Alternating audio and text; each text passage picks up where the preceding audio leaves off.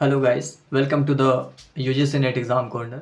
Friend, जैसा कि आपको पता है कि जो एग्ज़ाम है दिसंबर में होने वाले हैं, नेट के एग्ज़ाम 6 दिसंबर से लेकर 22 दिसंबर के बीच। सबसे पहले तो जो कैंडिडेट या जो भी एस्पिरेंट है वो फॉर्म नहीं अप्लाई किए हैं वो फॉर्म अप्लाई कर सकते हैं। एलिजिबिलिटी आपको पता ही है। आपने अगर मास्टर्स कंप्लीट कर लिया है पीजी विथ 50% 55%, तो आप इसके लिए अप्लाई कर सकते हो। या आपने फर्स्ट सेमेस्टर का एग्ज़ाम दे दिया है तो भी आप अप्लाई कर सकते हो। तो ये तो आपको पता होगा। अब अभी का मुद्दा ये है कि आपको सबसे पहले जो फॉर्म है वो डाल देना चाहिए, लास्ट तक वेट ना करें, क्योंकि सर्वर इश्यूज़ हो सकते हैं या फिर इंटरनेट इशू हो सकते हैं। तो आप फॉर्म को अप्लाई कर दें।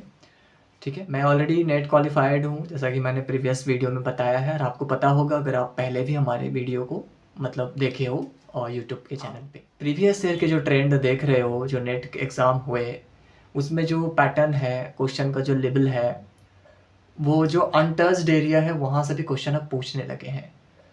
द थिंग इज़ कि सबसे पहले अभी आपको क्या करना चाहिए, जो प्रीवियस 1 ईयर के जो एग्ज़ाम हुए रिसेंटली 2 शिफ्ट में जो हुए, 2023 मार्च में एग्ज़ाम हुए आपके 3-6 मार्च। तो मार्च में जो एग्ज़ाम हुए आप उसको पहले एनालाइज़ करो अच्छे से। ठीक है, देन उसके पहले वाला जो दिसंबर में जो हुआ वो आप क्वेश्चन आपको एनालाइज़ करना इम्पॉर्टेंट है। यूनिट वाइज आपको देखना पड़ेगा कि हर यूनिट, हर सेक्शन में टॉपिक कौन से जो अनटच टॉपिक हैं, जो अब जो नेट के तरफ से क्वेश्चन जो है अब बन रहे हैं। तो ये कुछ चीज़ें हैं जहाँ पे आपको फोकस करने की अभी फ़िलहाल ज़रूरत है।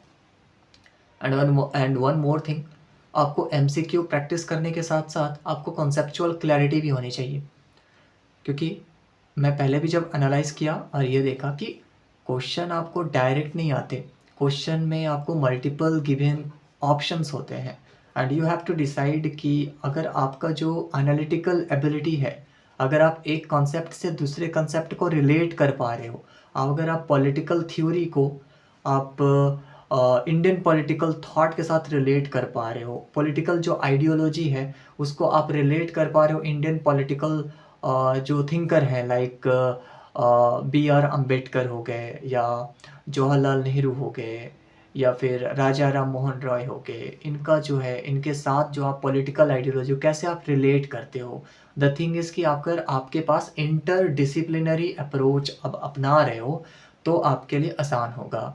एंड द थिंग इज़ कि आपको इंटरेस्ट इसमें जनरेट करना पड़ेगा, वो धीरे धीरे आपको इंटरेस्ट जनरेट हो जाएगी अगर आप कंटिन्यूसली आप कर रहे हो। तो कंसिस्टेंसी मेंटेन करोगे तो 3 to 4 मंथ में आपका जो ओवरऑल सिलेबस है वो कंप्लीट हो जाएगा। तो अभी तो आपके पास उतने टाइम नहीं है, तो ऑफ कोर्स आप मैक्सिमम जो भी देख रहे होगे वो पहले से प्रिपरेशन कुछ ना कुछ करे होगे, या कुछ आइडियाज़ लेने के लिए आप देख रहे होगे। तो आप यही करो, प्रीवियस ईयर क्वेश्चन एकदम रिसेंट वाले को अभी एक बार आप गो थ्रू कर जाओ। सेकंड, अगर आप मैक्सिमम और ज़्यादा एमसीक्यू प्रैक्टिस करना चाहते हो, आपने सिलेबस को कंप्लीट करा है या 60% कंप्लीट करा है, तो भी आप एमसीक्यू कर सकते हो। एमसीक्यू से आपको बहुत सारी जो आइडियाज़ हैं वो मिलेंगे कि एग्ज़ाम प्रेशर में आपको कैसा फ़ील होता है, क्वेश्चन को पढ़ने के बाद आपको कन्फ्यूज़न क्यों आ रहे हैं, ठीक है, टाइम प्रेशर को आप कैसे हैंडल करते हो, ठीक है। देन पेपर 1 में आपका क्या स्टेटस है, पेपर 1 को आप ट्रैक करो कि आपने कौन से यूनिट में कैसा स्कोर करना है, अपना एक टारगेट लेकर के चलो कि हाँ, मुझे इस यूनिट में इतना करना है। पॉलिटिकल साइंस में आपको वही टॉपिक वाइज आप चलोगे, एंड उसके बाद ये है कि आपको जब एग्ज़ाम हॉल में जब आप बैठे हुए हो तो आप मेक श्योर करो कि आपका जो क्वेश्चन जब गो थ्रू हो गया ना, क्वेश्चन 1 करोगे फिर स्किप करोगे, तो अगर आपको नहीं आ रहा है तो आप क्या करो, फटाफट क्वेश्चन को पार करते जाओ। ठीक है, आप क्वेश्चन को पहले रीड कर लो और ऑप्शन को हल्का सा देख लो और पार कर दो, नहीं आ रहा है तो ठीक है, टाइम बचेगा आराम से, इतना मान के चलो कि आपको टाइम बचेगा, आराम से आप फिर से देख पाओगे।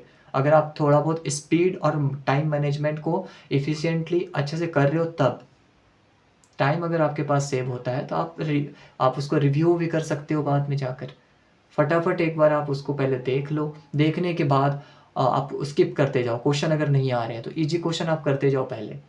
इस तरीके से अब 100 क्वेश्चन तक आप चले जाओगे, आप देखोगे कि 100 क्वेश्चन में, पेपर 2 की बात कर रहा हूँ, तो 100 क्वेश्चन में, जो कि पॉलिटिकल साइंस का टोटल 100 क्वेश्चन आते हैं हर बार, तो 100 क्वेश्चन में से आप 30-40 क्वेश्चन तो कर पाओगे, 30 क्वेश्चन एटलीस्ट कर पाओगे।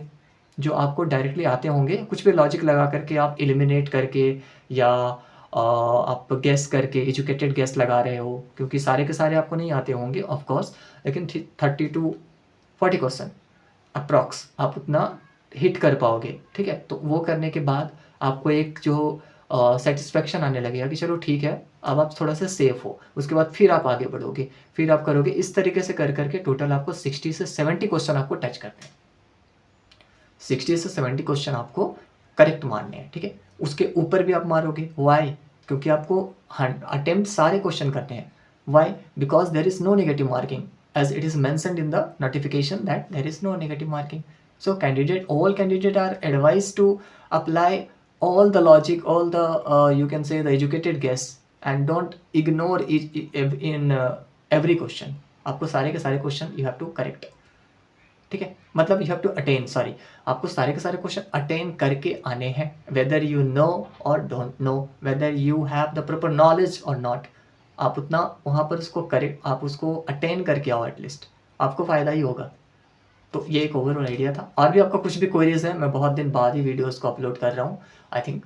तो अगर आपका कुछ भी क्वेरीज है, कुछ क्वेश्चंस है, कोई फ्रेशर है या कुछ और एडिशनल इन्फॉर्मेशन चाहिए मटेरियल से रिलेटेड, बुक से रिलेटेड और इस फॉर्म से रिलेटेड, तो उसके बारे में आप कमेंट कर सकते हो। उसके बारे में फिर मैं जल्दी अपडेट दूंगा। फिलहाल इस वीडियो में इतना ही। वीडियो को देखने के लिए और अच्छे से सुनने के लिए thank you and have a good luck.